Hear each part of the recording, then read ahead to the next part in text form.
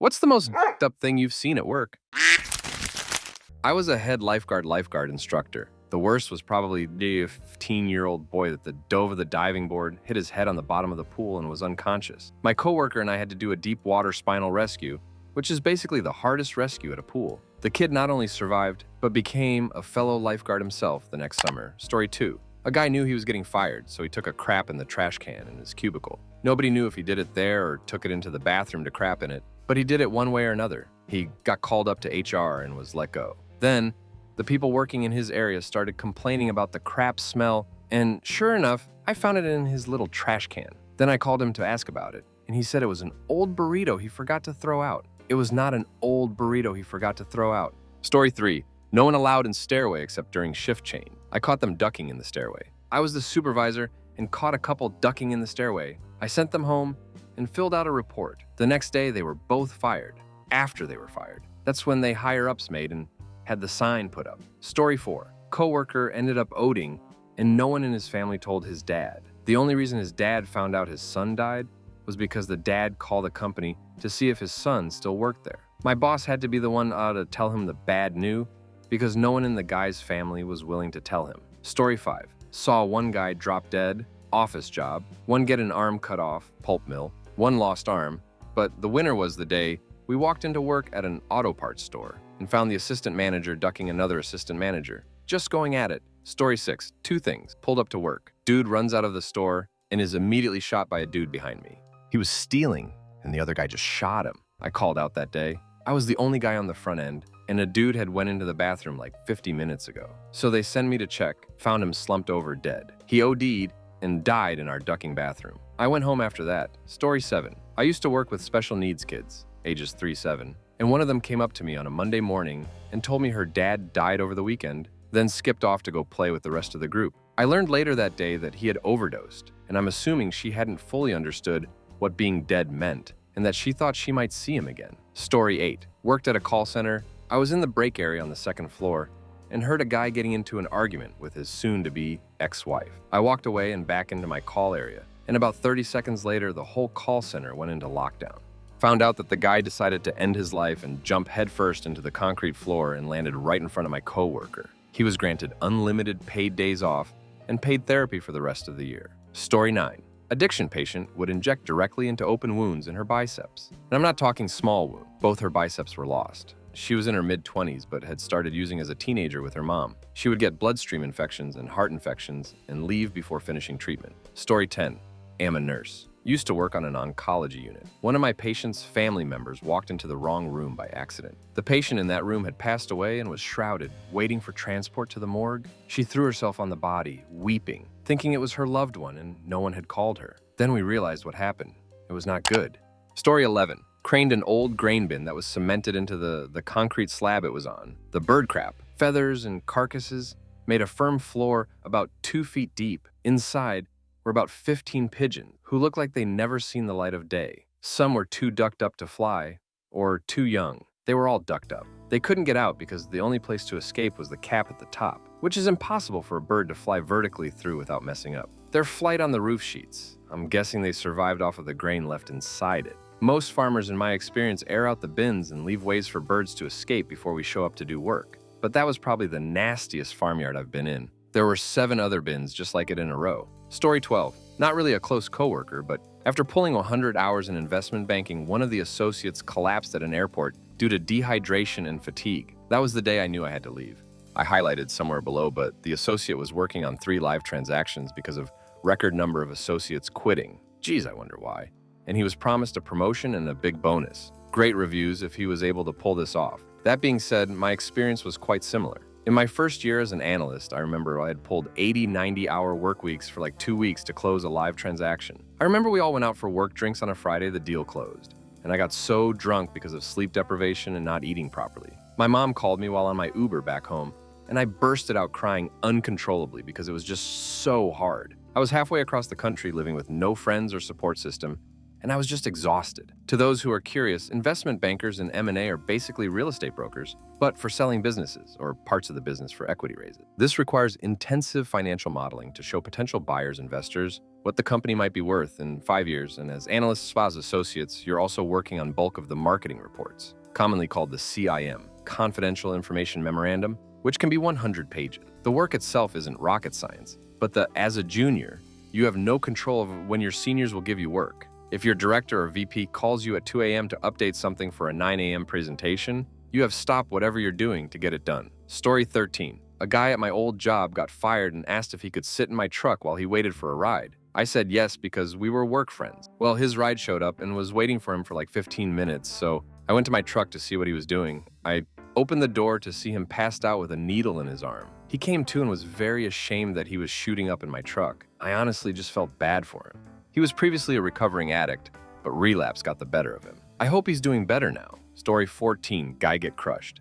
He was working on while on a scissor lift. Also saw some guys test the fire system by piling a bunch of trash on the floor of a loading area, dousing it with lighter fluid and igniting it. Turns out it worked. Story 15, worked with a guy at a retail store. He came in one day with one red eye and the other normal, so I asked if he was okay. He said yes and said his pet rabbit scratched him while he was playing with it. I didn't think anything of it until about 3 days later when he got arrested, charged with the murder. That's when I realized that those scratches were really from her fighting for her life. His name is Matthew Brush, and as far as I know, he's still at prison. Story 16. I worked at a company of about 28 people where one partner number will one pass in our largest client's corporate jet crash. 2.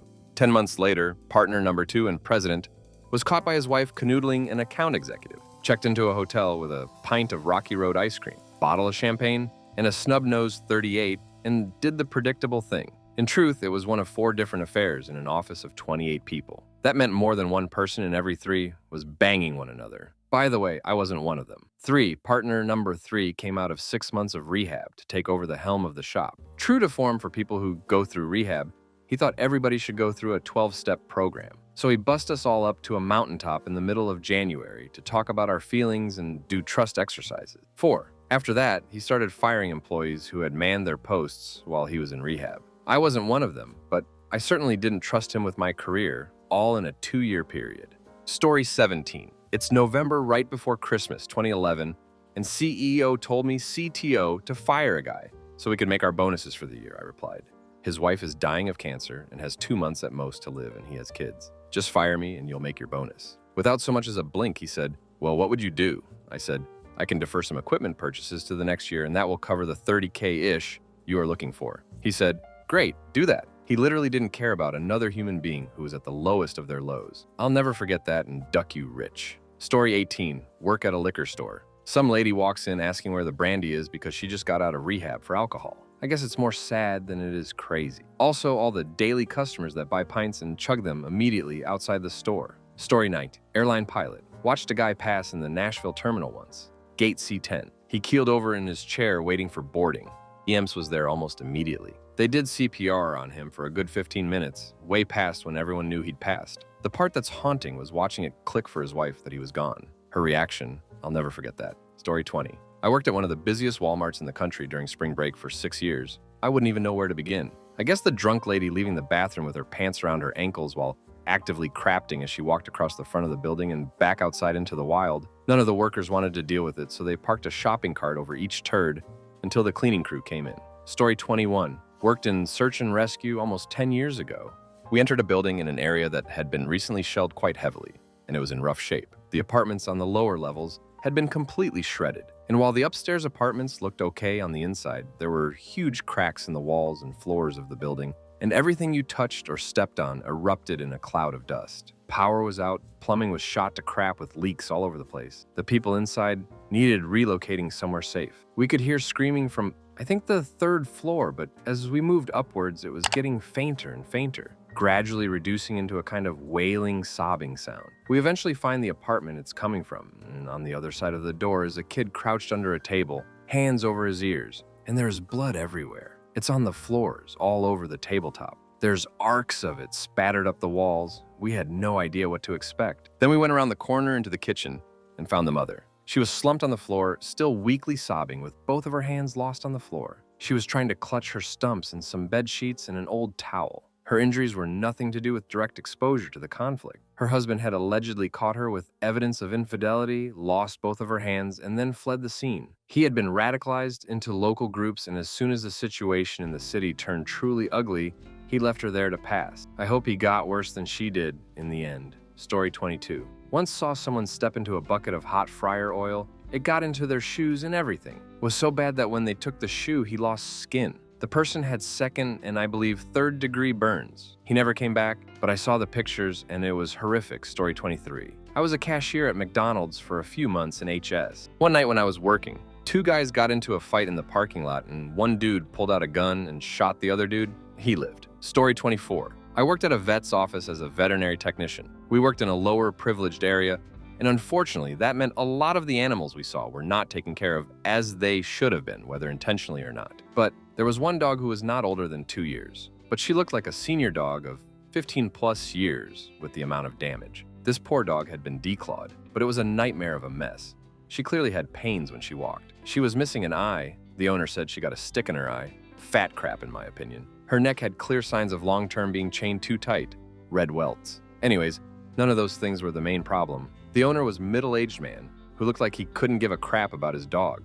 But he said the dog barked all the time and smelled terrible, so his wife made him bring it. We took the dog back, and he was right. It smelled god-awful. We noticed an oozing spot on her shoulder, so we ended up shaving the dog, and her entire side was completely covered in red infected skin. The pain that poor dog must have felt would have been unimaginable. We found she had been hit with a buckshot that had gotten infected and spread to her entire skin.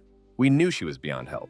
The owner didn't want to pay for it and said he would take care of it at home. I then heard him on the phone in the other room saying that he was going to take the dog and use it as hunting practice. What a disgusting human being. I told my veterinarian, who was already horrified and wanting to call animal control. Anyways, we pretended the dog passed and he left, and we knew the poor thing was beyond help. So we have her food and pain medication and put her to sleep.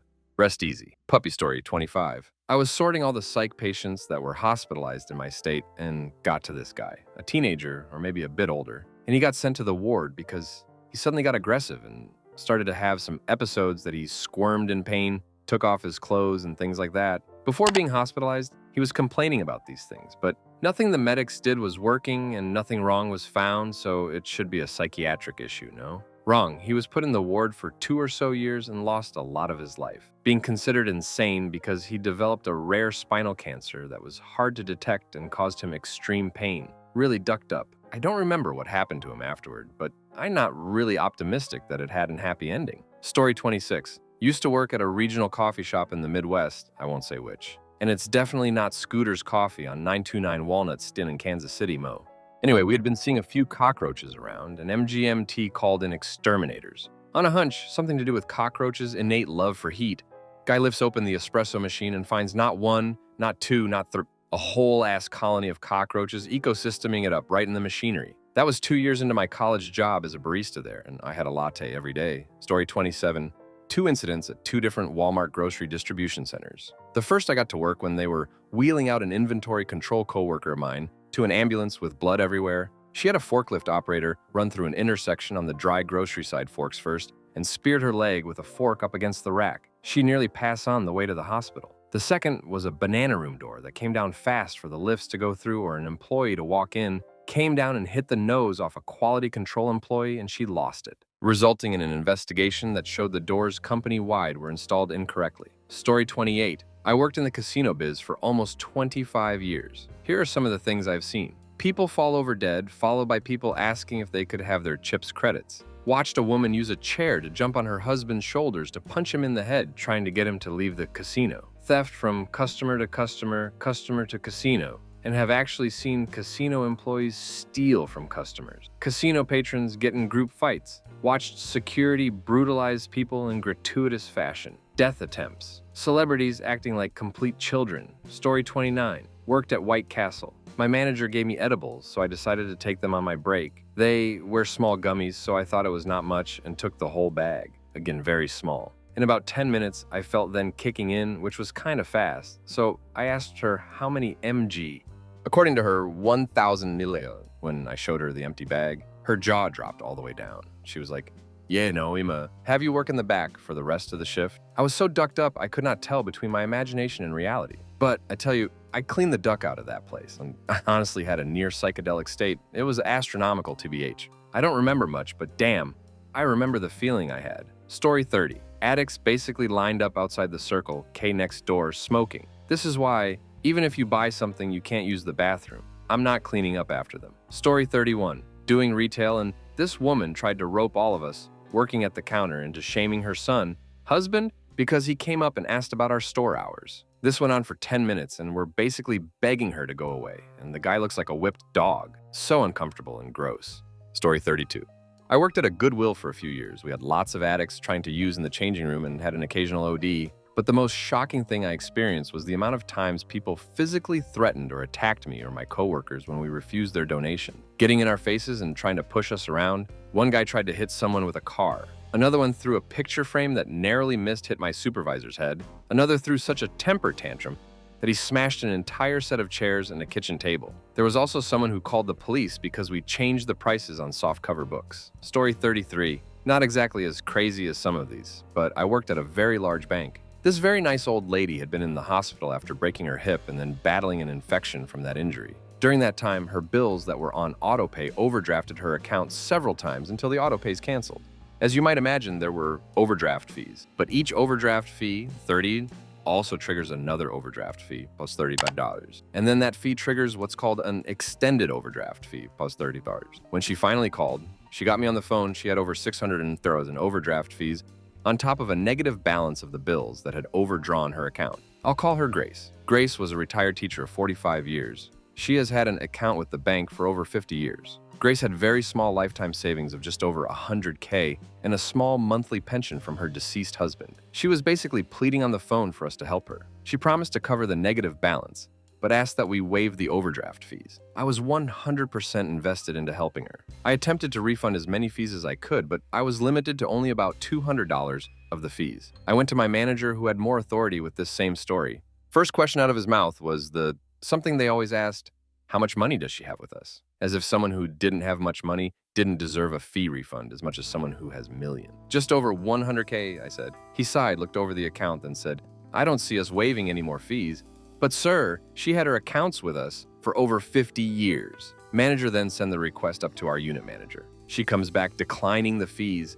Reason: household balance does not support fee refund. I'm ducking livid. So I get back on the phone and told Grace that if she covers the entire negative balance, including the remaining fees, to avoid more overdraft fees, then I will work on getting her money back. I worked with another co-suppiring coworker to use our new monthly fee quotas to refund more fees for Grace until we managed to refund them all. When I called her back, she was elated, thanked me profusely for helping her through her struggle. Several weeks later, my coworker and I were walked into a meeting room by security. We were fired for attendance violations, which we accumulated for being 3 minutes late from break or lunch, all of which started only a few days after we had helped Grace. I am very punctual and know for a fact that those time entries were manipulated by my manager, but there was zero recourse for me. The best part is that I got hired at another financial institution who actually love my story of helping Grace because they actually give a duck about their customers. Story 34, garbage truck driver. The downtown run is pretty messed up. Lots of people just zombified, lots of open heavy substances used. People taking a poop, usually behind a dumpster I need to pick up, sometimes stepping in poop. Saw a lady get backed over once. Story 35. Once witnessed a group of 15 to 16-year-old teenagers steal an older man's wallet in the mall. They ran past the coffee shop I worked in and went up the escalator, closely followed by the man. Next thing I knew, I heard screaming and fighting and smelled metal, which turned out to be a crap ton of blood. Turns out, the man got into a fight with them and then got hit. That entire half of the mall got shut down by the police, and the smell lingered for the rest of that day. Story 36. I worked in an assembly line making skyjack. A female coworker was cleaning a base with her hand on a tire. Another worker was testing the tires, and when she tested the tire that the girl was resting her hand on, it forced her arm into a winch gap in the base. I couldn't even squeeze my pinky in this gap. She was stuck in this machine for about 45 minutes as lost arm. Everyone was in a panic trying to get her arm out, but they literally had to disassemble the whole thing. The screams still haunt me. Story 37. When I was 17 or 18, I worked the overnight shift at a Jack in the Box on 16th Street and Van Buren in Phoenix, AZ. This was in the late 80s. If you're from there, You know how bad it was back then. And maybe even now, I don't live there anymore. One night, around drunk o'clock, two dudes were in the drive-thru waiting for their food. The wait wasn't any longer than normal. They didn't seem bothered anyway. The guy behind them, though, super impatient, laying on his horn. No idea why, except maybe he was wasted. Well, eventually he must have let his foot off the brake. His bucket rolled forward and tapped the new-looking car in front of him. The two dudes got out of their car, walked back, leaned in either side of his vehicle, and beat the crap out of him. Homeboy was bouncing back and forth inside of his car like a pinball. After administering a thorough beatdown, the two dudes came back to the window, got their food, and left without a word. Dude drives up to the window. He's got some bruises swelling on his face, and he's obviously disoriented. There was a young dude in the parking lot. He worked at the Jack in the Box, but he wasn't scheduled that night. He was just hanging out. Well, this kid gets between the dude and the drive-through window and says, "Now give me $20. The man who was beaten hands over the 20. Why he didn't just, in the words of Bill Hicks, step on the duck and gas, I'll never know. The shift manager goes to the window and says, "Now give me $20. Again, drunky McPunching Bag hands over the green. Shift manager looks at me, smiling, and says, "Hey man, do you want $20? I was floored, not wanting to victimize the guy any further, and yeah, I know he started it, but still, and naively believing that the police would probably show up to the scene of a beating and robbery. Spoiler, they didn't. I said, "No man, I'm good." Shift manager threw a few frozen tacos in a bag without cooking them. Dude was saying, "Are we cool? Are we cool?" Shift manager tossed the frozen tacos in onto the man's lap, yelling, "Get the duck out of here." The man drove away, and as he did, I noticed that his license plate bore a handicapped insignia, story 38. Work with ski lifts for a while. One morning we were clearing out the pit, place where the chairlift maneuvers before no man's land, place between the pit and where the lift goes up. And one crew member wasn't paying attention and got bonked on the head by a 400-pound chair, accelerating to about 450 feet per minute. Thankfully, ski patrol was there when it happened. Story 39. Worked at a yacht club as a lifeguard. One of the perks of working in the restaurant on premise was that you or your family could use the swimming pool at your leisure. It was 2 p.m. on a Saturday, and the pool was filled with people who worked in the restaurant, and their spouses, kids, etc. My boss comes up to me and says, "The owners are coming. Get the out they of the pool. I don't care how you do it." I handed him my whistle and tank top and told him where to stick it. I was the only lifeguard on duty that day, and I was the only licensed pool operator on staff. They had to shut down the pool until they could get a licensed pool operator hired. Hope the management enjoyed explaining it to the owners. Story 40. Nothing huge, as I've only ever worked in a grocery store, up till I was disabled. A girl had a seizure, as she would many times after, and I was one of the very few who would ever react quickly.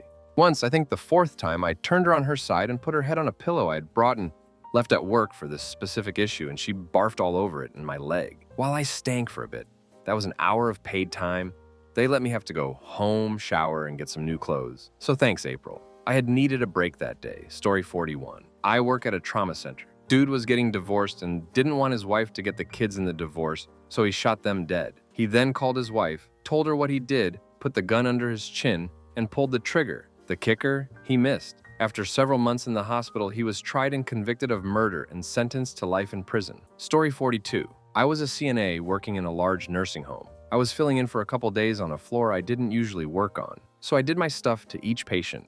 On this floor, none of the patients could talk or move on their own. I cleaned up one elderly lady and noticed she didn't have pubic hair where I would normally expect to see it. It was missing around. I thought it was weird, and I also noticed her area was reddened. I figured she'd had some sort of issue, and that's why it didn't look right. About an hour later, the head nurse has me and 2 other aides come into an office. She asks us if we noticed anything weird with any of the residents. One of the other CNAs said she noticed 2 different ladies had reddened areas. I was like, and I mentioned the patient I'd seen with it also. As you've probably guessed by now, a male CNA on the floor was abused patients, had to give a statement to police, and he was fired OFC. But I don't know anything else, because I left to work at a facility closer to my home not long after this. So I've seen ducked up crap, but I think that was worst. Story 43. I used to work as a customer service agent on the chat for a clothing company.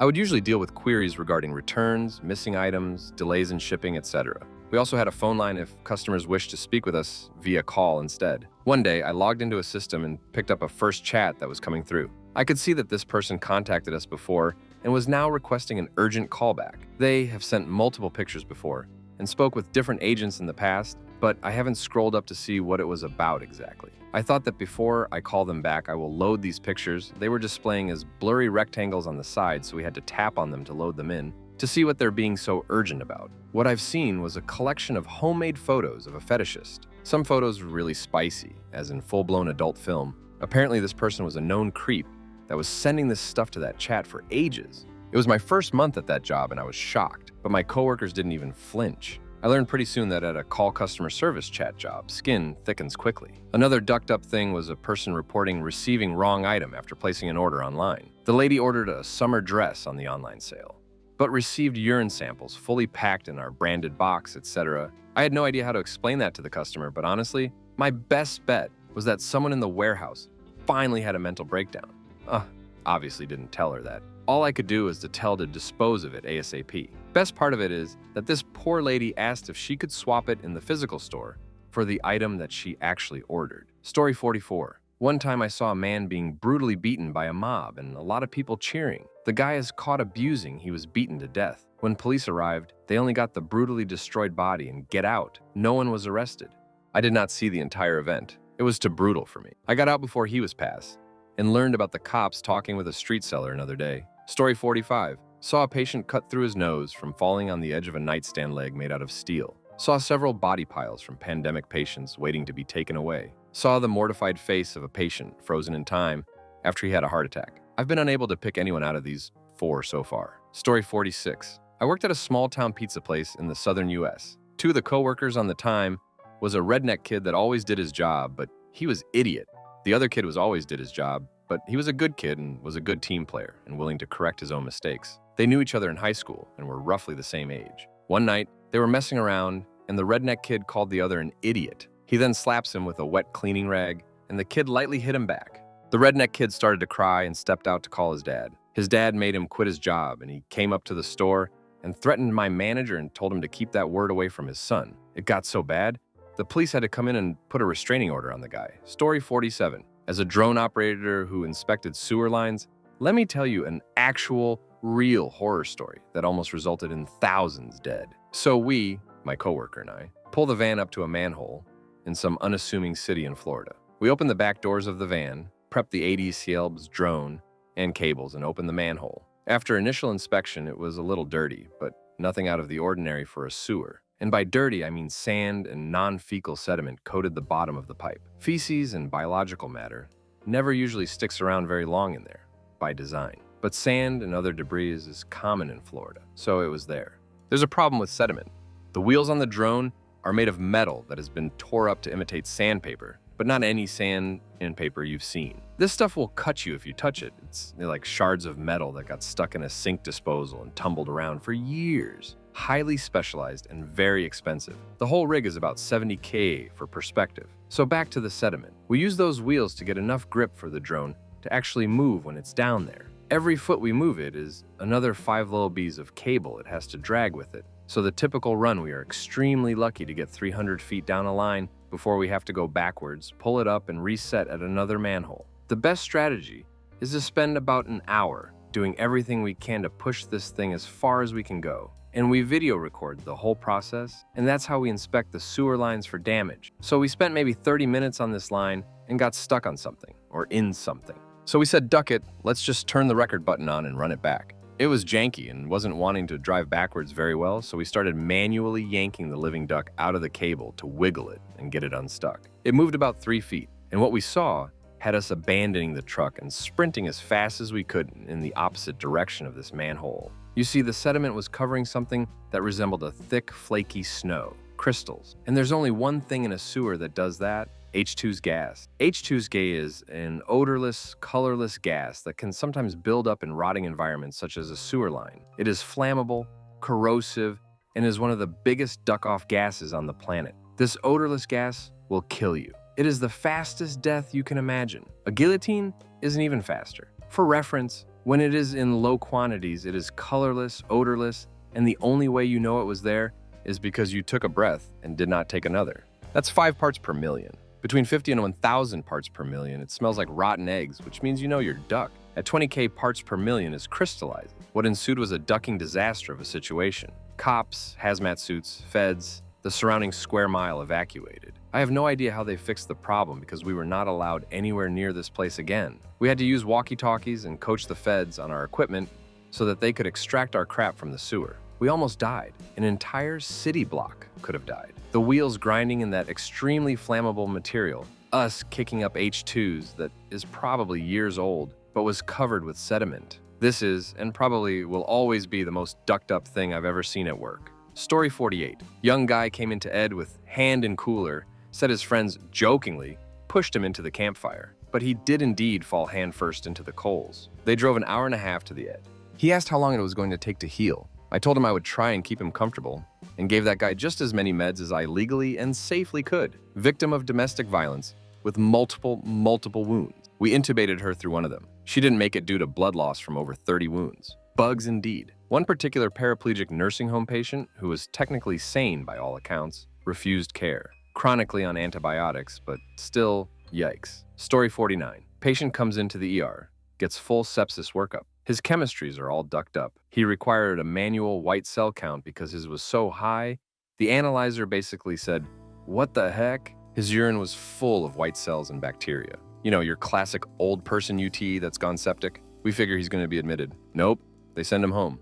Mind you, this was not a case of patient left against medical advice. This was just the doctor said, "Yeah, seems like you've got a UTI. Go home and drink some cranberry juice." 2 days later, the same patient comes in with the same complaint, gets the same blood and urine test. While I'm doing the manual white cell count, the phone rings. It's the reference lab down the street. The blood cultures on the patient I'm currently working on from 2 days prior have come up positive. I take the notification and call the ER to let them know. US labbies figure he's going to be admitted for sure this time. Come to find out, they sent him home again. Again, not an a go home and drink some cranberry juice. Story 50. I used to have a job which involved clearing out apartments after being abandoned, tenants being evicted, etc. One of the apartments that I was supposed to clear out had belonged to an extremely schizophrenic woman. There was trash thigh deep in every room.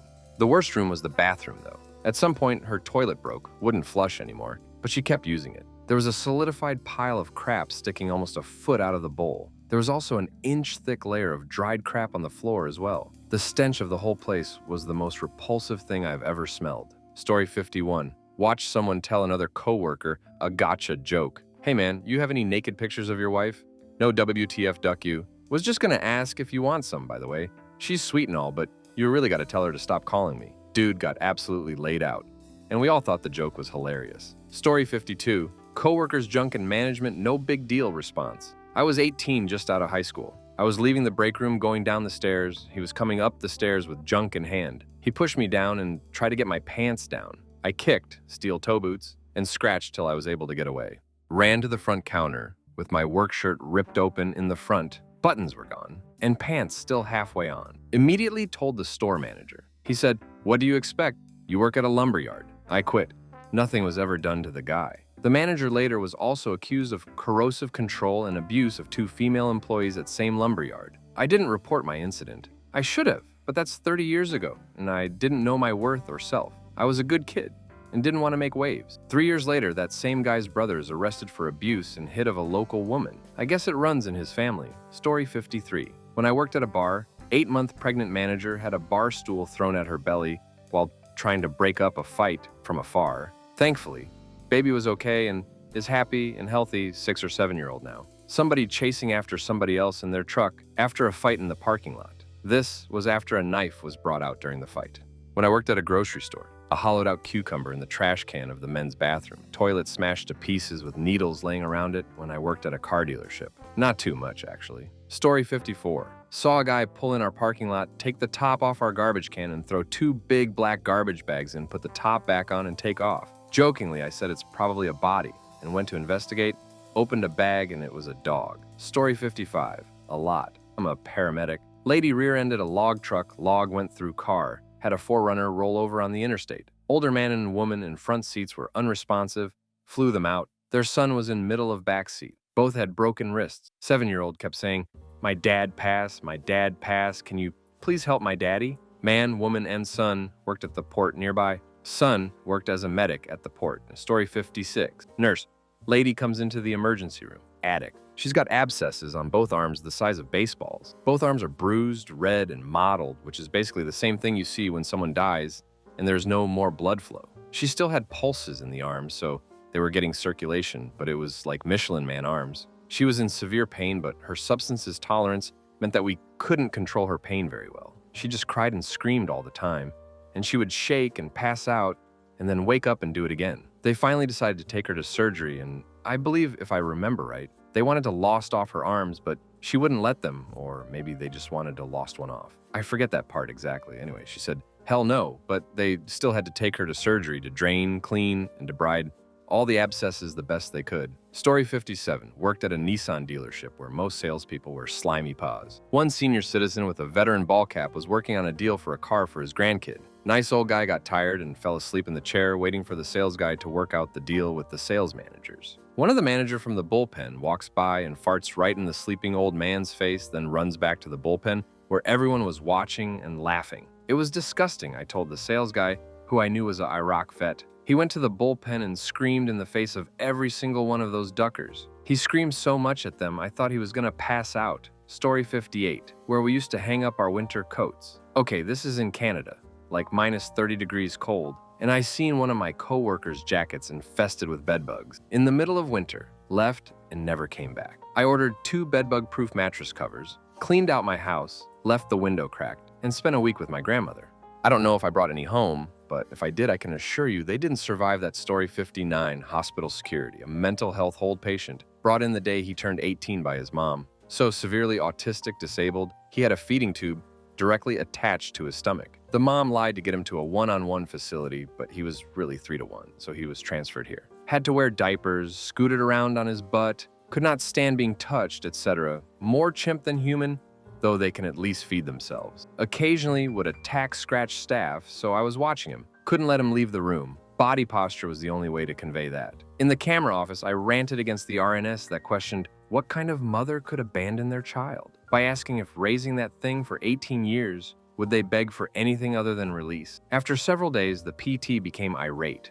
I scrolled through the security report as I watched him to see a change in behavior, trigger, etc. Everyone in, out, and action, like meds, food delivery, etc. is recorded, and nothing mentioned food or water. Barely any med staff visits. I notified the charge RN, who checked her own records. He hadn't been fed a hush given water since he got there, days ago. Then, they discovered he had a child-sized stomach feeding tube that as an adult hospital they didn't have the right size for, and ARN had to drive to a children's hospital to acquire. A few hours later, the ER doctor required a hands-on exam. The PT was held down, though he froze at unwanted touch anyway, but wailed after they left. I half opened the door to try and give some comfort. I held his hand in gloves and scratch sleeves, but after a minute he gestured me to pet his head. It calmed him. It greatly upset me. The little self-awareness he had, and all it gave him was the ability to suffer and some minor comfort of being pet to alleviate it.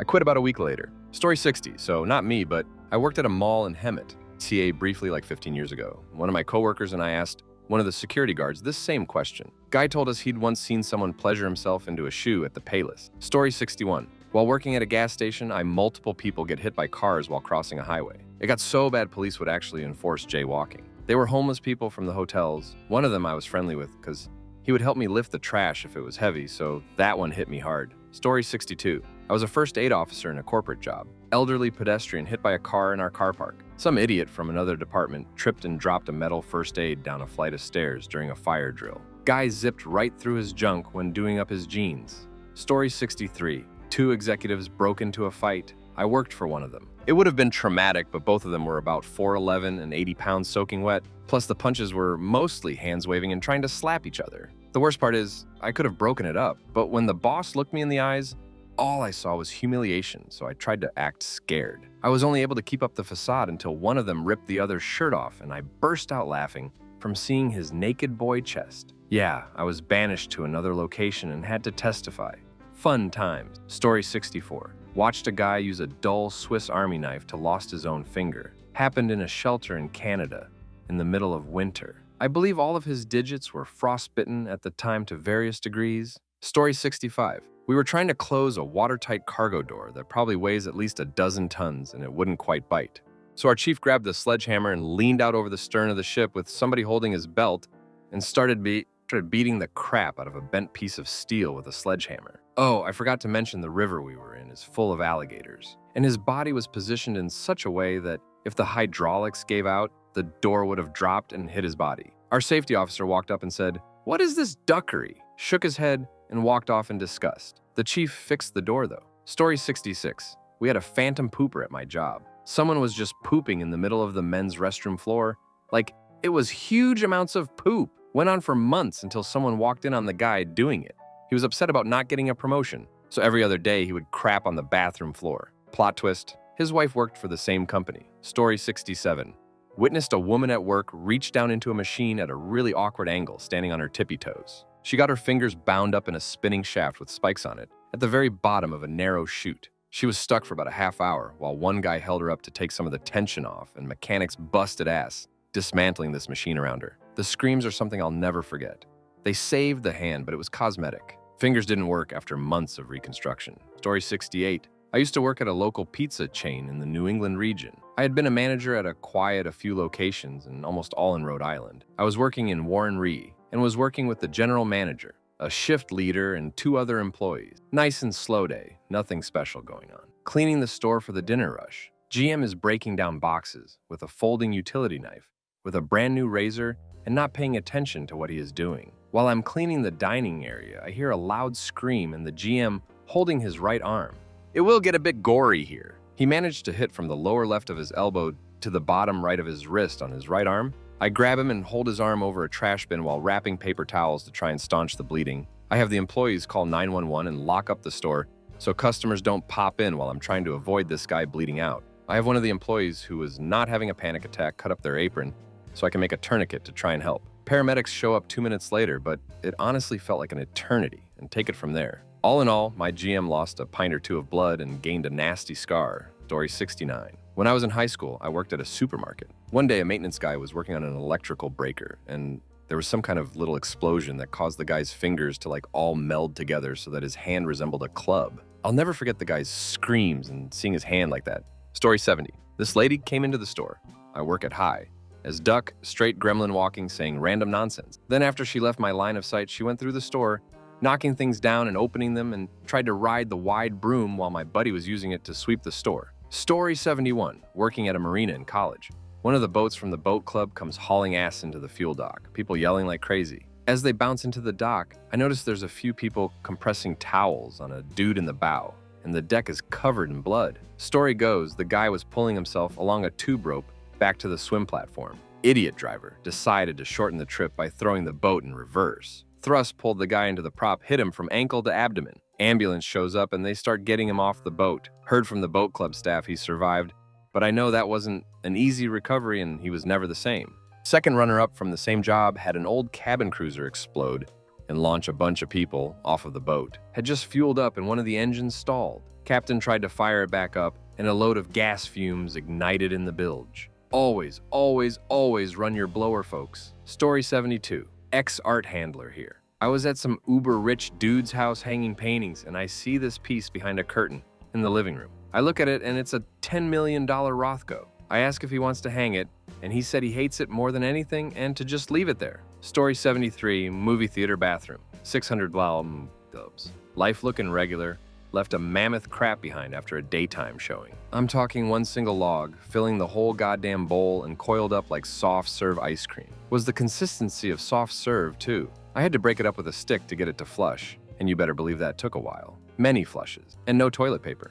No sign of used toilet paper at all. Story 74. When I worked at a brewery, I seen a guy dip his hand into the hot glue vat by accident while messing around and showing off to a woman coworker he liked. That crap sticks like napalm and it's extremely hot. He dipped his entire left hand into it, let out a cracked scream at a pitch so high I didn't know men could make that sound, and fainted from shock, or what I'm guessing was shock. I have no idea what happened to his hand after, as he never came back to work. On the day he called in to quit, our manager said he's recovering but won't be returning to work. So at least he survived Story 75. One of my coworkers came in, clocked out, and left. She did that every morning and clocked out at night. She racked up over $30,000. When she was confronted about it, she cranked up the fryers and dumped a 5-gallon bucket of ice into it. They were able to stop the overflow of the fryers, but she's currently rotting in the state pen. Story 76. I used to work for an art studio that did illustrations for medical litigation, so I've seen some really ducked up stuff. We would always get pictures, security footage, etc. If it was going to be evidence in the lawsuit, we got it. Story 77, one time I was training a new driver on protocol and operations while making deliveries, and on his first shift, on the third stop, I was doing his job because I couldn't find him. I opened up the truck, and he's making out with an escort. I've never yelled at work before, but this time I did. I probably scared that poor young woman, and I definitely didn't scare this new hire, because he would continuously be a crap employee for the small time we had him. Duck you sing. I'm sure it's a good story for your pals, but you've wasted both of our time and showed me that you're ethically incompetent. Story 78. I used to work in a thrift store. One day, we opened a bag of donations and pulled out a KKK robe. This wasn't just some Halloween costume. This was legit. It had a pointy hood and all these weird patches on it. It gave me the worst case of heebie-jeebies I've ever had. I cut it up into little bitty pieces, making sure to destroy the patches, and threw it in the dumpster. Story 79. Time for my favorite ducked up work story. I work in a vacation town. One day, this couple walks in. They look like they're in their late 30s, with their two sons. One is like 10, 12, and the other is 6, 8. The parents are super drunk. It's like 11 p.m. They on vacation, so I get it. Well, they start to agree about something I didn't catch the beginning of, but it ended with, "Husband, if we are done, then tell the kids." Wife crouches down in front of the younger son, at eye level with him, and goes, "Mommy and Daddy are getting a divorce." She storms off. The older son runs after her. The younger one stays with the dad, just crying. Most ducked up thing I've heard was when I told her, "Lady, gotta love kids, don't you?" Because the kid was getting on her nerves. Her response was, "You can give birth to them, but you don't have to love them." Story 80. Saw a man almost lost his own head because 1, safety guards get in the way, and 2, I'll just let gravity pull the saw down on this concrete pipe. That way I can use my now free hand for smoking. Story 81. I worked in a homeless shelter. This guy was eating dinner in the front office, and he just suddenly got up, jumped over the front reception, and starting brutally beating the receptionist. Luckily, the receptionist was a guy and could defend himself.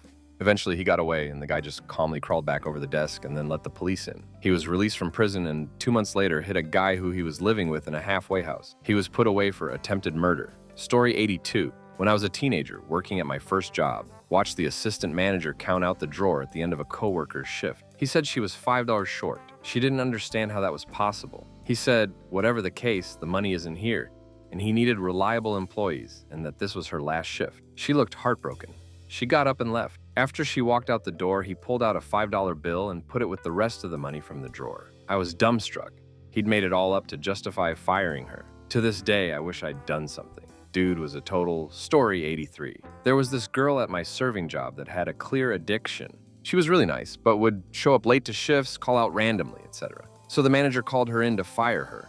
But the manager also called her friends that were servers to come in on their off day and watch her fire her in front of the restaurant and all the guests. I mean, yeah, sure, fire her, but making a ducking show out of it when she's clearly messing up because of an addiction is ducked up. Also, at my corporate job, they would send out emails to people to meet them in the break room and fire them as a group. This one kid who was my teammate was on lunch when they sent the email and didn't get it until he got back from lunch. He asked what the email was about, and our manager, knowing he was getting fired, told him he shouldn't worry about it. So he didn't and worked the rest of the day. Then, at the end of the day, they told him he was fired. Story 84. My story is pretty lame. I was paid to feed the neighbor's pets while she was away on vacation.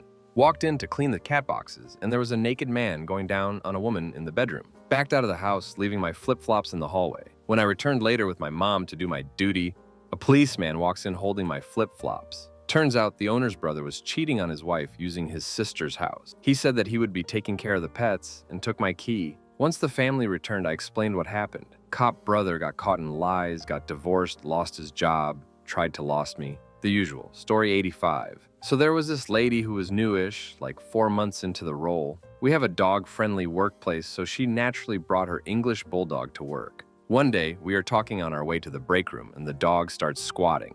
I say, well, Pup says it's time to go. There is carpet cleaner in the janitor's closet you can use after you pick it up. Thinking she would pick it up like a normal person after the dog is done. Instead of letting her dog poop in peace, she dives like she is playing softball and catches the poop in her hand. Her hands are reached out like she's about to catch a baby bird from falling out of a tree. She catches it. The dog poops directly in her hands. That was the time I had to tell someone to take the dog's poop to the bathroom and flush it instead of dumping it in the kitchen's trash. Fun stuff. Story 86. Early in my career, I was working as a legal assistant for a group that provided assistance to asylum seekers. I saw the zero-tolerance detention camps in person. That really got to me, but I think what hit me the hardest was a more personal case. I speak fluent French, and so I was asked to join one of the attorneys representing someone from Burkina Faso. While I was talking to this guy, he looked me in the eye, and in French he said, "If I'm sent back, I'm going to be lost." I kept up with him. He did get sent back. He did get lost. I think about him all the time. Story 87. Well, I was held up at gunpoint with the pharmacist at Walgreens to give them the substances. And the other time was some crazy lady at Walgreens smeared her poop all over the floor and was rolling around and cussing. Story 88. Worked at Subway for several years, had a lady change her baby's poopy diaper right on one of the tables. Customers complained about it, and I had to ask her to go to the bathroom instead. She left the dirty diaper open, face down, on the table. Workers of Reddit, what is the most disturbing thing your company does and gets away with fast food cooperate retail government? Story 1. Hire temps for years at a time, just so they don't have to pay for health care, holidays, paid time off, etc. I guess you can't be 44th richest man in the world by being decent, eh, Michael Dell? Story 2. When I used to work in retail, we had these things called great value. Every sale, we'd put yellow tags on top of items that weren't actually on sale, which we were allowed to do because it didn't actually say sale or special, just great value. It was always funny to see people walk by them and say something like, "That's a really good deal," and buy the item even though it was regular price. I've seen similar stuff at other department stores, so I assume it must be fairly common. Story 3. Attorney here. I have a duty to protect my clients at almost all costs, which means at times I have to take positions against people who I know have suffered. It doesn't mean in the eyes of the law that the opposing party is necessarily automatically deserving of something in return, but it does take a lot out of you to require a paralyzed little girl to prove her case. Story 4. My last job was at a science museum with elaborate exhibits on recycling, water conservation, how to prevent contamination from runoff, etc. The office area of the museum did not have recycling bins. I kept a cardboard box on my desk labeled "Recycling, do not throw out," and personally delivered my recyclables to the bin in the parking garage every week. Worst of all, the museum contracted with a pest control agency to have the building sprayed regularly to kill spiders that lived on the outside of the building. Not ants or roaches or any other pest that is actually problematic, but spiders, predators that naturally control the pest population. The extermination was ordered regularly solely for aesthetics, and the pesticides were not green. The worst part about this? The Science Museum is built directly over Lake Michigan, so all that pesticide runs directly into the water below. Just a couple examples of the ridiculous hypocrisy at work at the institution, and one reason I quit that job. Story 5. My company has no quality assurance. I'm an engineer for a biotech company that doesn't hire quality assurance engineers for the product. They are way more concerned about selling it and making money. Our engineering team is horribly understaffed and underqualified. The CEO would rather invest more in salespeople more than anything. We have been threatened by our customers to be reported to the government, but somehow we keep sidestepping the issue. Last week, a customer reported that our ECG monitoring product was screwing up majorly for kids under 1-year-old. For duck's sake, we have children's lives at stake. The ECG monitoring product also doesn't work for people that have heart attacks and are admitted to the emergency room. Our product is so shoddily built, and the CEO is always against rebuilding it from scratch since it works just fine. For all hopes of the future, I want this company shut down as soon as ducking possible. It is a plague on the health industry, and the CEO is only interested in money and market. Story 6. We have a zero-tolerance abuse policy. Basically, we are told that if another employee assaults you, you should just lay on the floor and wait for someone to call security to assist you. If you try to defend yourself, you both get fired. It's completely insane. If I'm on the street and someone attacks me and I defend myself, I can press charges against them, but in work, nope. They even make you sign a form stating that you cannot sue the organization for damages. Story 7. Former cop here. Yeah, we have quotas. They are unethical, but you get crap duties if you don't pull in so much money for the department per month. So, what that means is, say it's the 30th of the month and you haven't met your quota. That means you pull over someone, preferably black, since they are less likely to fight it or sue, who is doing 55 in a 54, and give them a ticket. Also, I'm lucky enough to work in a shall arrest DV state, which basically means that if we get a domestic violence call against you for any reason whatsoever, we are required to arrest someone. It doesn't matter if a neighbor who hates you calls, and when we show up you are the only person home, we are still supposed to arrest you. I've literally been yelled at by a superior because some a-hole called in a DV against his neighbor who he had a land dispute with, and I refused to arrest the guy because his wife wasn't even in town when we got there. She had been out of town on business for a week. It doesn't matter to the higher-ups, because once you are arrested for even a bullcrap reason, it's money getting pumped into the system. You're going to pay bail if you can, which doesn't get refunded under any circumstances. You're going to spend 12 hours in jail minimum, and unless you luck up and get a decent public defender, which happens occasionally if they aren't already overworked, you're going to pay for a lawyer. Even a bullcrap arrest can easily turn into multiple thousands of dollars. Oh, let's not forget the expungement paperwork you have to file, which is another $500 to $600, just to get the arrest removed from your record. The arrest will stay there, even if you're found innocent or the DA refuses to press charges. Let's not forget the money being pumped into parole officers, probation officers, etc. Oh, and in my county in particular, evidence that is confiscated gets auctioned off, and the money goes back into the PD. So if you are arrested for spotlighting or hunting out of season, or even some BS charge as mentioned above, we are going to take your car, your firearms, and possibly any other firearms you own that we suspect you may have used for other illicit activity. And unless you can afford a good lawyer to get them back, we are going to auction all that off, and the money is going to go back into buying us new squad cars and laptops to look at Facebook while we sit in those squad cars. So yeah, don't think the police are here to protect you. We are here to put money back into the system. When I started out, I was a starry-eyed kid thinking I was going to be helping out people and protecting and serving. After a few months, I realized that it was all bullcrap, and we are here to use anything you say against you and twist any facts we can against you. It was so bad, at least where I live, that I had to quit. I didn't have the moral ambiguity to keep on. I know not all PDs are like this, and my hat's off to the people who could keep on trying to change the system from the inside, but yeah, at least around here, and as far as I'm concerned, for the most part, justice is a racket. Story 8. Grifols Biomat USA. They strategically put their donation centers next to or near liquor stores to exploit the fact that it will attract more donors. You get paid roughly $30 to make a donation. You should not even drink coffee for several hours afterwards because plasma donation dehydrates the duck out of you. You absolutely shouldn't drink. But don't mind the liquor store right there, especially if you're an alcoholic like 98% of the donor population is addicted to. Insert a substance here. They employ people for near minimum wage jobs, run their employees into the ground, and create such a dangerously violent and entitled donor crowd that employees have been attacked. The door has been ripped off, the building vandalized. The donors go pee crap because they know they can get away with it and get paid $10 to go away. It's led to people quitting out of fear. I carried a concealed weapon despite being against company policy because the donor screening rooms are set up in a manner that places the donor between you and the door. Most of us were short little ladies. That is not okay. People get fired for attendance. Anything that isn't a scheduled absence,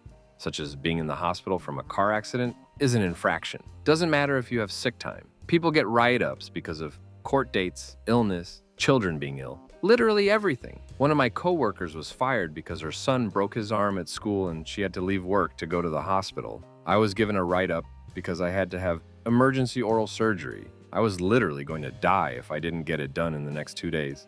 To top it off, the center I worked in ended up having the whole management staff replaced with Mormons who came up from Utah. It was all fine and dandy until the quality department and the lab staff began to notice everyone was getting fired and replaced with Mormons. 6 months later, I was fired for a $20 shortage in my till. On occasion, money sticks together, particularly when new, and you can't tell or peel it apart with nitrile gloves on, but you can't not wear gloves by SOP. About 3 years later, I run into an old coworker who ended up fired 10 months before we encountered each other, and he informed me that the center was under investigation for exactly the conspiracy we were joking about. They were firing all non-Mormons and bringing in their kin, ducking insanity. I have 5 years of hellish stories surrounding this place, and everyone who knows me knows how inhumane the Grifols company treats its employees. You aren't people, you're just crafty equipment with an expiration date to them the day you refuse to bend over and take it up the ass. Story 9. Many retailers put a tremendous amount of pressure on employees, and especially managers, to open a certain amount of loyalty accounts, customer credit cards. I have watched managers outright bribe customers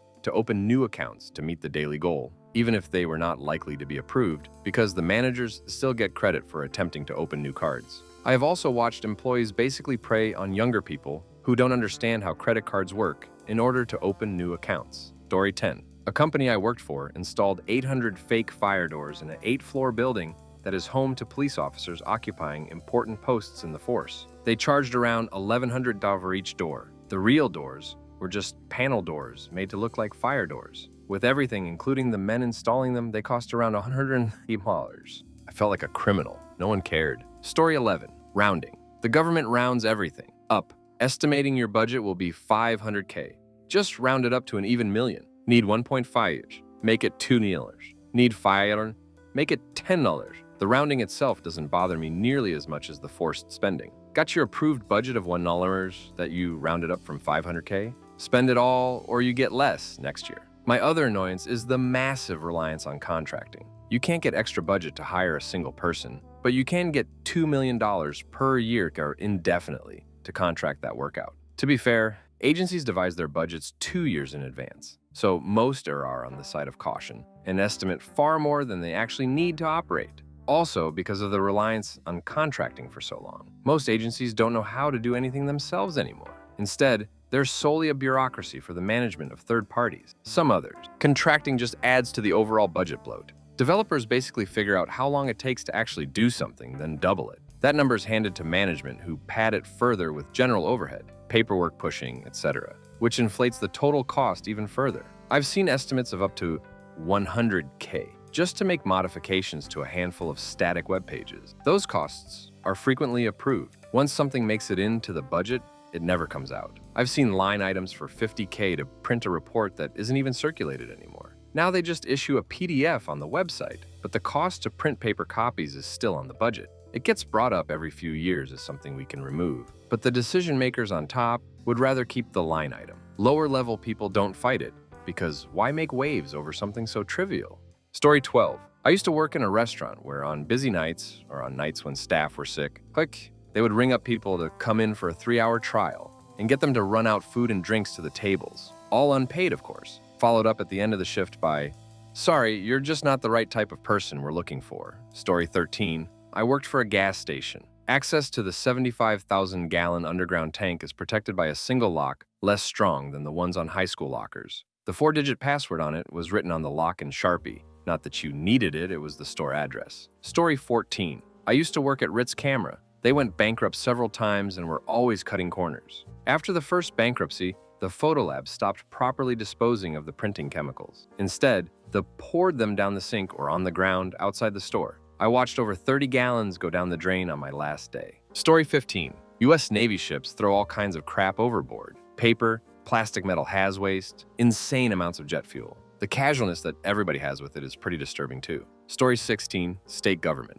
The governor can appoint his friends and buddies to prominent positions in state government, even though the people don't even meet the bare minimum requirements for the jobs. Story 17. Not a throwaway, because I'm taking over my family business and we don't run our company like the S I worked for during school. McDonald's. Absolutely no hand washing, manager embezzling money, coworkers pretty much slapping whatever the duck they wanted on burgers, to using food that was cooked hours ago. The worst thing about working for that crap hole was watching management fix labor every shift. There are several ways that management does this. 1, they get an employee to drive around the building, hitting the drive-through sensors over and over.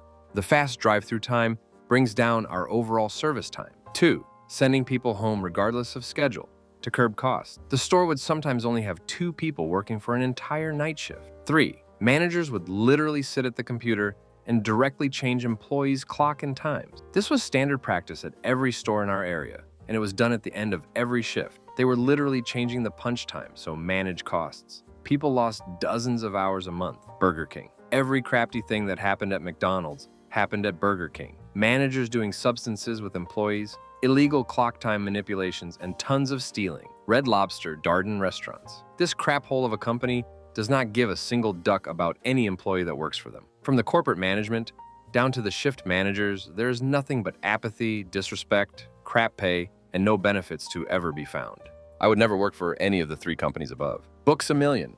Not the worst job. It was actually pretty laid back, but holy duck is the paper book industry is a cutthroat band of backstabbing S. I worked for BAM for 2 years. In that 2 years, I went through 7 managers, at least 30 regular employees, and 4 managers in the Joe Muggs coffee shop alone. The company pushed all employees, even the baristas, to make quotas on selling discount cards. These cards really just gave access to the internet and discounted their inflated prices back to being just above MSRP. On top of that, we had to try and sell magazine subscriptions at every sale. This was nothing more than companies trying to get people's credit card information so they could start charging them the next month without notifying them that they set up a subscription. Our managers would go to Walmart and buy like 50 prepaid cards with $1 on each. They would then buy a piece of gum or candy and sign up for a magazine sub. When the magazine company tried to charge them the following month for their sub, there would be no valid card because it only had like $12 on the prepaid card. They did this to make corporate quotas. Story 18. Let me tell you about Yellowbook, now known as Hibu. Yes, lowercase. The company has been trying to position itself as a digital marketing provider for the last few years. They now offer websites, Google Ads, videos, etc., in addition to print products like the Yellowbook. Please, if you are a local business, do not ever buy anything from Yellowbook, Hibu, or any of the other clones out there. Please, I beg you. All products, print and digital, are designed and created offshore in India or the Philippines. This explains why a landscaper in Florida might find his website has a snow removal page. Quality assurance is also done offshore. The best part is that to become a quality assurance associate, you do not have to be a web, graphic designer, or copywriter. The quality assurance team is made up of randoms that the company can pay the lowest amount to. It would make sense to fill the team with the best designers, writers, but that would cost more. Sorry, Florida landscaper. That snow removal page is going live. The company lacks even the most basic ROI tracking software, which means no one has any idea if any of the products work. This is the scariest part, in my opinion. Most of the customers aren't giant businesses. They are local businesses that cannot afford to waste $3,000 per year on stuff that doesn't work. Or worse, stuff that you have no idea if it works or not. The sales reps who convince local businesses to spend thousands a year on digital products are mostly print holdovers. They sold tons of print ads back in the day. These are the type of people who still use AOL. In addition to the sales reps being print holdovers, the managers in the company are also from the Stone Age. The company loves to promote from within, which is good sometimes. The problem is when you try to change the company's principal products and now you have a print holdover trying to manage the production of digital products. Story 19. Campsites in general are pretty shady, but the one I wanted to mention in particular is StreamAid. The models only get paid 35% at a maximum. This is actually really common in the business, but StreamAid is one of the worst offenders. StreamAid has a ton of studios. A studio is rarely a physical location. A studio is a website or affiliate models sign up under. It's often done because there's a limited amount of information about adult work, and a ton of trickery is involved to get girls to sign up under them. Why? Studios are entitled to as much of your paycheck as they want. Instead of making 35%, girls can make 10% total or less. This is also a common way to screw girls in the industry. StreamAid is listed as a company in Seattle. There's rumors that they avoid major taxes by bringing all their profits offshore and pay their models from those accounts. The models are still stuck paying taxes on their earning. The site is not. It sucks because StreamAid is widely considered the best site to work for in the industry. Most girls make their income off of this site and log off after they hit goal. For every $105 they make, they have $200 stolen from them. StreamAid is raking in the profits, barely pays their models, and doesn't pay taxes. How would you feel if you only got paid 35% or less of your sales job without salary, benefits, or a guaranteed income? A lot of people don't think strippers deserve respect. There's a lot of escort shaming, even though there's a high demand for adult film in general. Most people can't even work vanilla jobs after the fact. A lot of these girls are moms who use the money they make to put food on the table, because there's just not many options since the economy is so bad right now. Yes, there's always the ability to choose, but what if your choice is to take care of your family or nothing? What about the people who do this to get through college? This is a reality for a lot of people, and making it such a taboo just hurts the people who need the money. In any other industry, this would not be acceptable. Even with advertising and chargebacks, they could easily split the profits at 50% and still make a decent profit. A lot of sites do. Story 20. I used to work at a private school that had all sorts of crap going on. The owner didn't give herself a paycheck. She just took whatever money she needed or wanted out of the school's account because she used it as her personal account.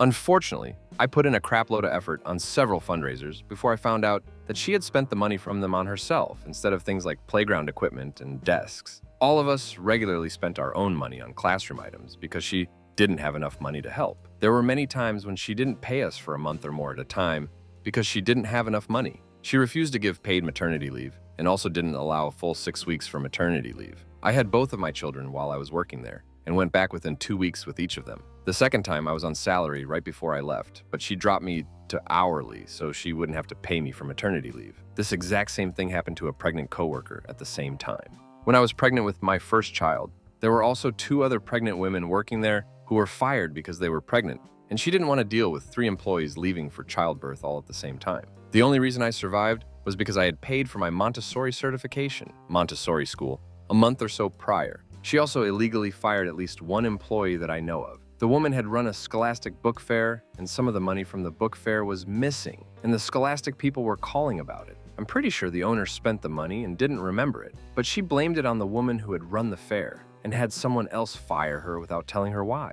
I was told by 2 separate children while I was working there that they had been abused by their parents. The first time, I called DCFs with no question. This is the crappiest thing to ever have to do in your life, BTW. But the second time, the owner somehow found out and told me not to call. I, at the urging of another coworker, reported it anyway, which made me look like crap because the owner had told the child's mother that we weren't going to report it. Neither one came to anything, but I just was shocked that she was going to ignore our legal and moral responsibility to children. She also was in a crapload of trouble with taxes from not paying. I don't know much about the details, but it was not good. This is all that I can think of right now that was illegal, but there was more crap too. Best decision of my life to quit that place. Story 21. This just irks me about 2 separate companies, but same field of work did this. I'm a CNA and work in nursing homes and have only been there for a year, but I've seen a few things that would close the place down or get people fired. My first place, we had this CNA who was verbally abusive and actually got caught yelling at a resident for being soiled again, even though she just changed him. She was fired on the spot, which is amazing. We all had to sign a form about elderly abuse and seeing signs of abuse and who to contact if we see someone abusing a resident. Well, since we were so hard up for clients, they had her come back like 2 weeks later. So what happened? She ended up abusing the same resident, but worse this time. People poop a lot. It's life and it's our job to deal with that. Well, she got upset with him and put him in the shower fully clothed and hosed him down. Then she was fired again. If she's back there again, I doubt it, but I don't work there anymore. Now, my other facility I worked at recently was mainly Filipinos, and it was just me and a whole kid Chris working a floor of 55 people. Well, he needed help with a very combative resident, and I don't mind helping at all. Well, when I turned away after we were all done, he hit him on the head. I turned at the right moment and saw everything, and even yelled his name at him, so he knew I saw it. What did the ducker do? Smirk. I ended up telling the supervisor, who's also Filipino, and he said he would talk to him. Any form of abuse is grounds for termination, not a talk. But since he's Asian, he got off with nothing. I ended up telling the director of nursing about it, and even then, nothing was done. I was really upset about that. I was talking to the nurse, working that night, and he was mad at me for telling a supervisor because I could ruin this kid's career. Of all ducking thing. Abuse is not a joke. Those are our people we are supposed to take care of and protect, not hit or treat with disrespect. But since good CNA are hard to come by places, just deal with ones who are abusing their residents. It's ducking terrible and pisses me the duck off. Story 22. Retail. We throw tons of crap away. I realize that's not that bad, but it bugs the crap out of me. 40 rolls of last year's Christmas wrapping paper, destroyed and then thrown away. That's right, you can't even pick it out of the trash. Toys for tots, duck them. Also, we purge the lost and found every 3 months. We destroy everything that isn't claimed. They have cameras everywhere. I've had to break an iPad on purpose before. The waste is just incredible all around. KFC, the coleslaw has to sit for 3 days before we will serve it. Our slaw container had a warped lid and our walk-in roof leaked, so yeah, enjoy your possibly poisoned slaw. I don't know about you, but eating anything over 8 hours old from a fast food place makes me cringe. Also, the chicken in the pot pie filling is yesterday's leftover chicken. All that being said, nobody ever intentionally ducked with the food. Waitress, your water comes from the sink. I've touched all the lemons in your drink with my bare hands. I'm not just being gross. This was how we were trained to do it. Nearly everyone is high, and if you're not a white person, chances are the staff is saying incredibly things about you in the back. Call center. People you would not trust to babysit your pet rock have access to your credit card info. The company I worked for would get people into 2-year contracts with all sorts of hidden fees that would end up doubling the cost of the service. Then, when they canceled, we would charge a $400+ early termination fee and pull it directly from your account without your direct permission. I mean, yeah, it was in your contract, but you didn't read it. And we are not going to remind you about the fee until it's too late. I lost count of how many crying single moms I've had call in, only to have me tell them they are absolutely ducked, and if they run out of food, they can always try a church or soup kitchen. Walmart. What you see is what you get. Everything you assume happens there happens. Walmart sucks at hiding crap. Walmart is literally the 400-pound woman in a bikini of stores. You can see everything, and they stopped giving a duck years ago. Story 23. I used to work at a family restaurant in a state that did not pay minimum wage to its waitresses. The owner of the joint was this religious guy who was big at his megachurch. He encouraged his fellow churchgoers to attend his restaurant after services. And in return, they weren't pressured to tip. After all, he still got paid. Us, hundreds of customers who did not leave a dime. Story 24. I work in retail currently, at a big box department store that is new to Canada. We have these store debit and credit cards, and we have a quota for how many people a day we've persuaded each day to meet the goal. We have a quota for the sales we make per half a day. We have a quota for how much money our basket sizes make us, to the dollar, and force customers to take a cart in an attempt to raise the basket size. We are required to creepily follow, assist, ask, and greet every single customer. And in an attempt to reach these goals, we are so desperately, heavily bribed with food and prizes and longer breaks, even when it makes customers upset. Even if it means they check the cameras, seeing you've passed by a customer without visibly saying hello, and could inadvertently get you let go, demoted, on probation. But they find roundabout ways of justifying it. To make it worse, they have culty mottos and sayings that we're regularly asked to repeat. We have to know them and abide by them. Even though we are each responsible for a job in a certain department, the job we were hired to do, we're also cross-trained in every single department in the store they can manage to train us in.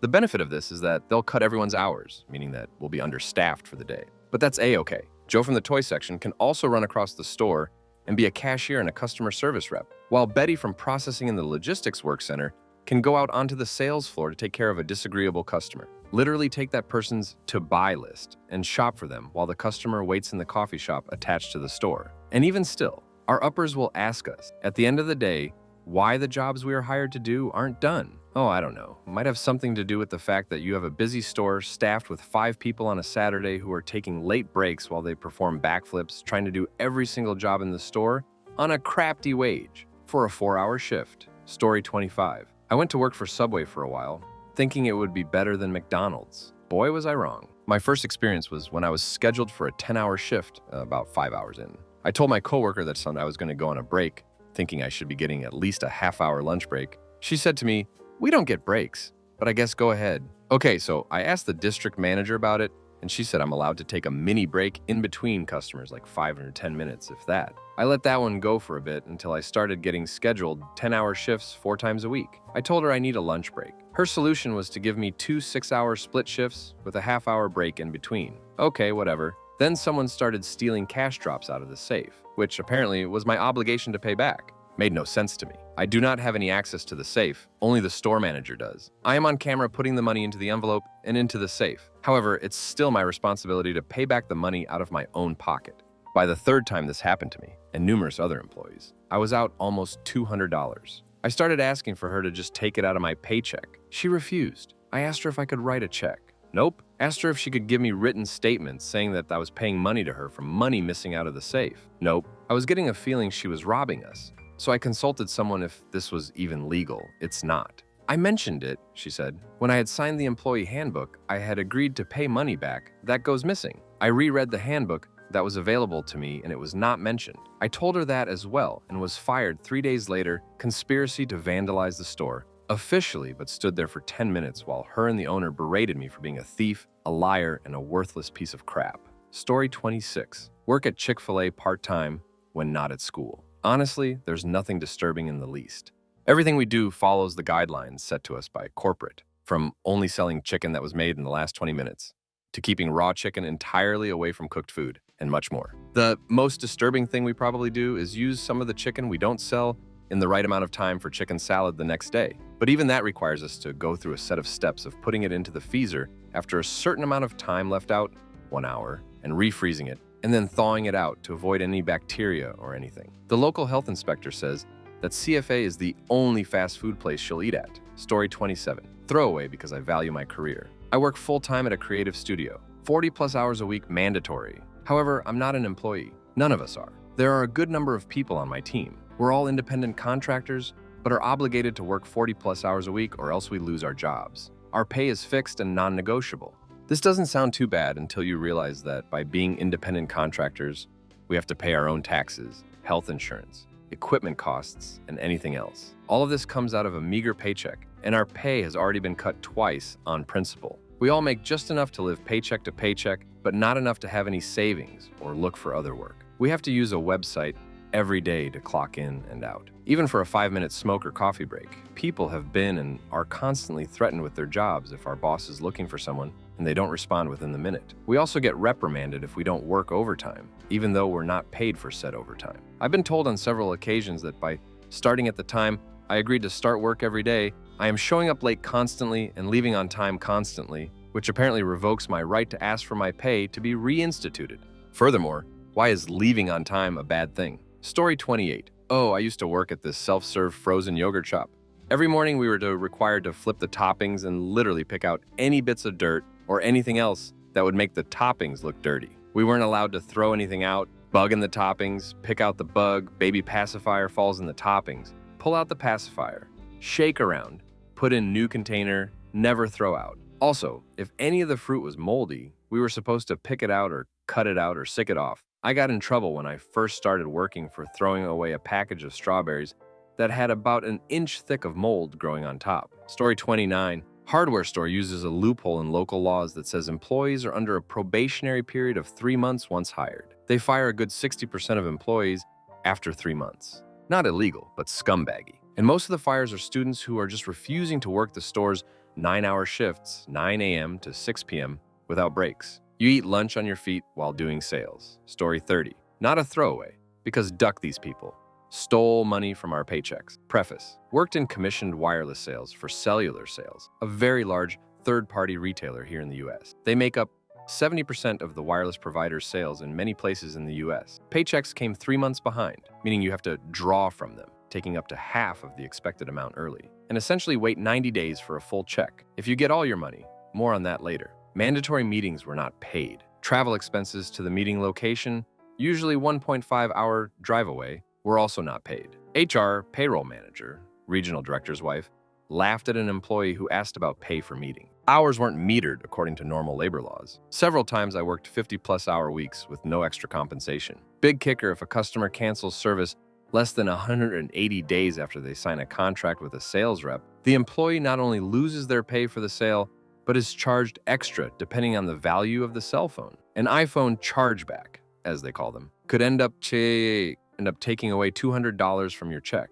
Employees could make thousands of dollars on sales and watch it all wilt away. Absolutely horrible. If all of that wasn't enough, the company would also charge its employees full retail price on items shoplifted or missing from the stores. It was mandatory to do inventory twice a day, and computers automatically deducted your pay. I saw personally that filing police reports for items that were robbed would do nothing. The company still got away with it. The company did lose a class action lawsuit in a tax fraud case in which they required employees to incorrectly classify as independent contractors, which made employees have to bear the burden of the company's tax on merchandise somehow. This happened before my time, around 2009. But none of that stopped any of the other unethical practices. Story 31. I won't say anything too specific for obvious reasons, but I used to work for a large, well-known medical research organization. I heard rumors during my time there of various misconduct in terms of improper research methods, but I have firsthand experience to tell you about. I worked with a researcher on a project which compared the cost-effectiveness and quality of life,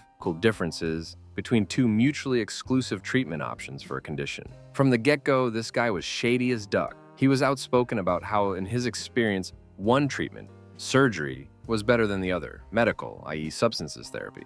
When asked how he knew that, he would simply say that he just knew. Red flag number 1. After I calculated the first set of results, he was unhappy. The results didn't support the outcome. He just knew we're going to be found. Red flag number 2. Over the next few weeks, he would frequently send me emails to change various aspects of the methodology, change the cohort for the study, and change the parameters of the study design. Red flags number 3, 4, and 5. Eventually, when the results finally showed the conclusion he wanted, he published the paper. By that point, I had asked to remove myself from being an author on the paper. The paper was accepted for publication, much to my surprise. When it got put under further scrutiny 6 months later, I wasn't surprised. It was a pile of crap. He tried blaming me and called my competence into question, but I had kept detailed notes about the original steps taken and then all of the changes he requested. He was censured, and that's the end of it, as far as I know. This is the only experience I have anything like this. Like I said before, I've heard rumors of other similar crap, and it really pisses me off. The scary thing is that the organization I worked for is world-renowned. If they release a paper saying something, other people pay attention. I'd hate for any medical practice decisions to be based on crafty research that slipped through the cracks. Story 32. I worked at Marshall Field's in the display department back in college. I would frequently have to change the blanket, bedding, housewares displays in the home department. They would force us to rip everything up and destroy it before disposing of the items in the garbage containers. so no one could dumpster dive and collect the items, and possibly resell them or gasp use them if they were strapped. They weren't legally allowed to donate any of these items to shelters, either because of brand trademark laws. I found it to be the most wasteful and disgusting act ever that it was one of the final straws that made me quit, especially when winter rolled around and I was dumping so much brand new stuff that underprivileged people could use. I found out all that it would have taken was to contact each brand rep to see if the designer of the items would agree to donating old displays to shelters. Sure, it would have taken some effort, but none of the managers could be bothered to do something like that.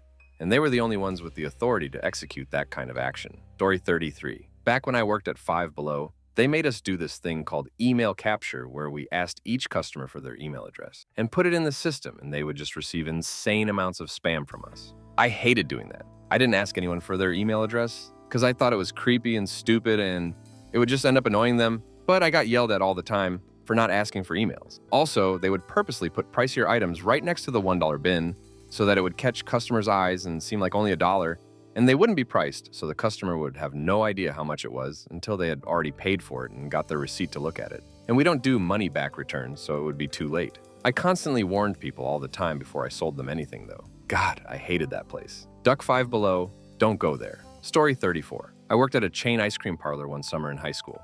Whenever we made a mistake with a sundae or prepared item, it went into a container in a freezer. It was one of the buckets we used for hand-packed pints and gallons, so it looked like any other to-go ice cream for retail sale. It would become a gross mash of various flavors and toppings, whipped cream, nuts, whatever weird crap people ordered. As it got full, we'd smash it down until it was a relatively solid striated block of ice cream and stuff. It was on the menu as company name surprise, and it was supposed to be a marvelous mixture of our finest flavors and topping. It was so freaking nasty looking, and after a week or so, it began to smell weird. I mean, some stuff just doesn't go together at all. Chocolate and peanut butter in with sherbet and fruits and rubbery half-melted and refrozen whipped cream. Every time someone asked about it, we'd all discourage them in any way possible. When the owner was around, though, all we could do was smile and hand it over. Story 35. I work for a large ISP who has gone through a series of mergers in the past 5 years. I have watched the company go from a regional, very customer-oriented mindset to completely profit-driven.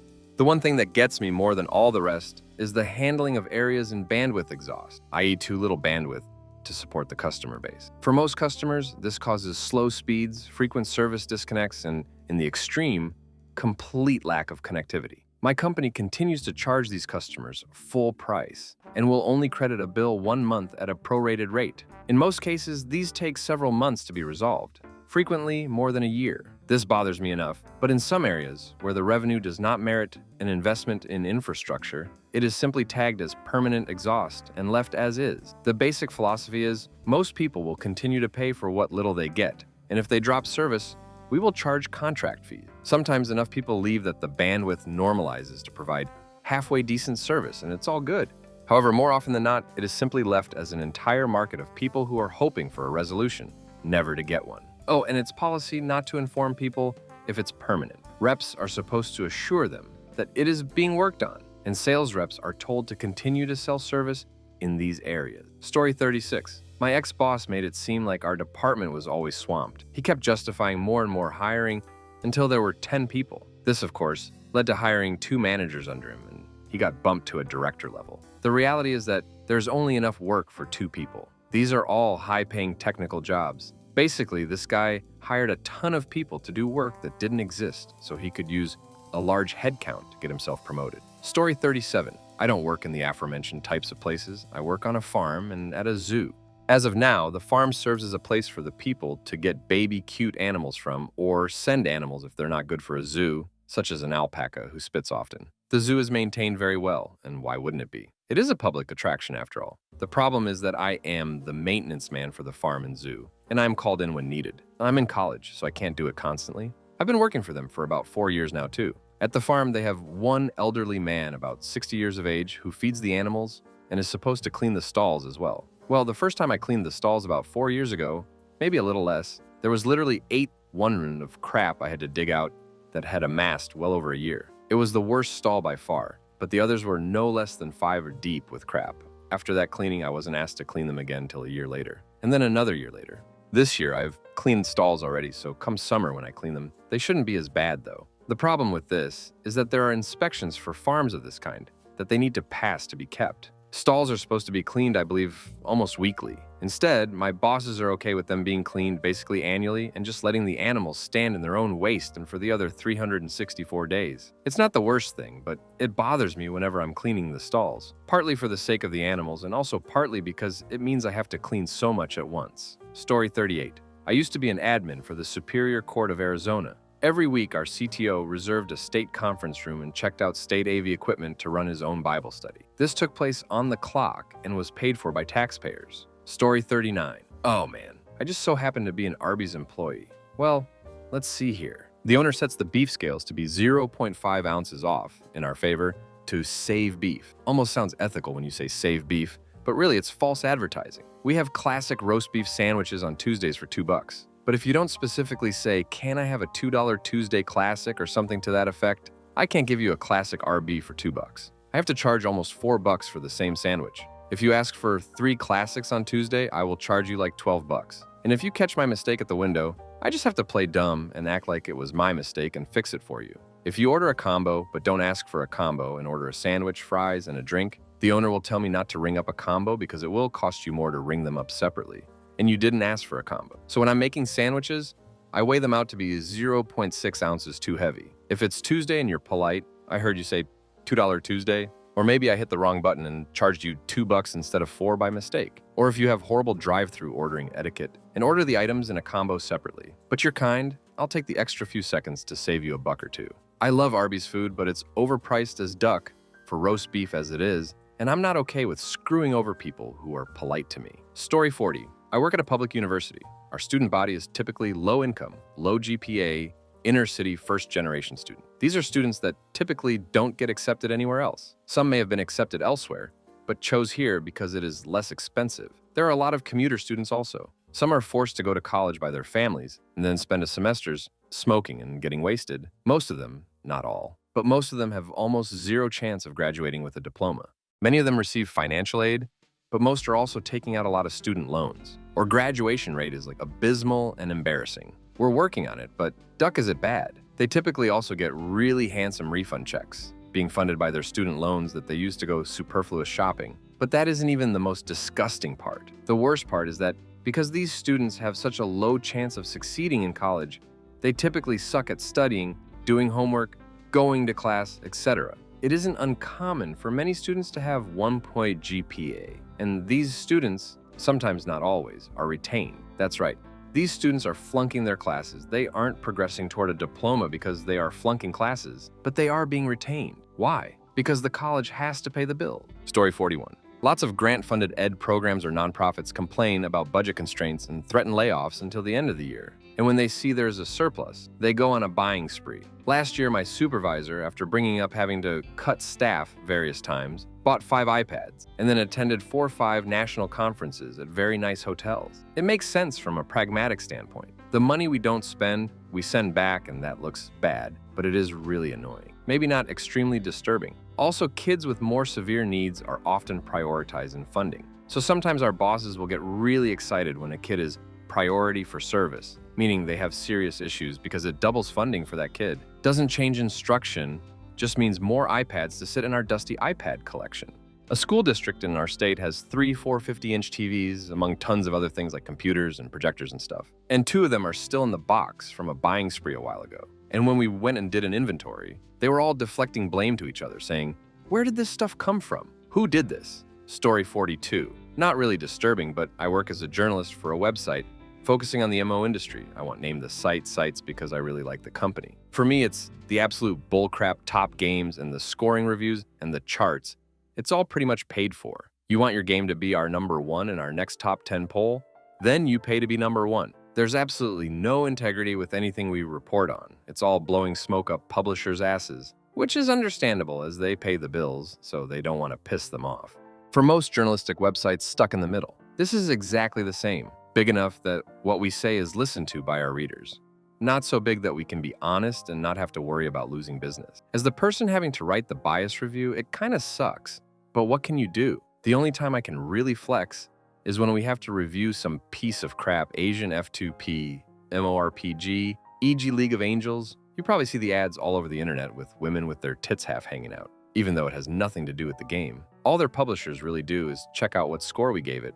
So as long as I put a 5, 10, or above, then they won't read the content where I diplomatically rip it to shreds. Story 43. The company I work for is privately held, so I'm guessing this happens pretty often, but it's always struck me as quite slimy. The way they calculate overhead is almost completely arbitrary. To boot, they're not going to disclose what every employee makes, so there's no way to really verify you aren't getting hosed. They provide us with quarterly statements that will show direct costs on a line item basis, but overhead is always just the number. Naturally, it is always the largest number as well. I get my commission based on the net, so the product has to make money for me to be in the game. Ugh. Overhead came in a little high on this one. It only netted one. Wonderful. I eagerly await my $200 check being withheld at 40%. Another crafty business practice is that the president of the company only gauges a product's success against the budget he personally produces. If a product bottom line's a 35% margin, say 6 figures of profit, but only did 88% of budget, well, we were hoping for better. Then at the annual retreat, they talk about how it was the best year ever, every year, but they were hoping for better. God damn it. Story 44, nonprofit that's actually not a nonprofit. We claim we donate all of our proceeds to research for children's orthopedics, which doesn't happen. It's really disappointing, as the executive director claims the company is worth $3 million. Story 45. I worked for New Horizons, a franchise company that offers computer skills training. They regularly and anonymously advertise great jobs for techies. These jobs do not exist. They collect resumes and use the info to contact job seekers, saying the hiring company they applied to wants to interview them, but they require more training. If you bite and pay for training, you are told later that the job was filled by someone else. Essentially, New Horizons advertises fake jobs, gives false hope for a job that doesn't exist, charges the poor job-seeking saps for training, rinses, and repeats. They are still doing this today, with generic job posts all over CareerBuilder. CareerBuilder knows but doesn't care because they get paid to place the fake ads.